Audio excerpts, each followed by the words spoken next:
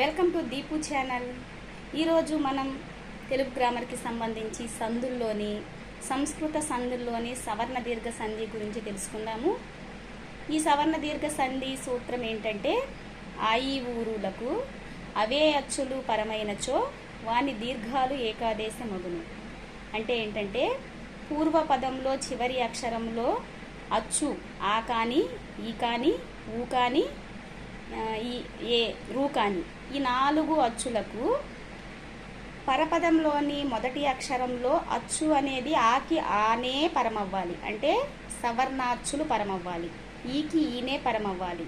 ఊకు ఊ, అలానే రూకి రూ. ఇలా గనక పరమైతే వాని దీర్ఘాలు అనేవి అంటే ఆ ప్లస్ ఆ, ఈ ప్లస్ ఈ, ఊ ప్లస్ ఊ, రూ ప్లస్ రు, ఇలా వాని దీర్ఘాలు ఏకాదేశంగా వస్తే గనక అది సవర్ణ దీర్ఘ సంధి అవుతుంది.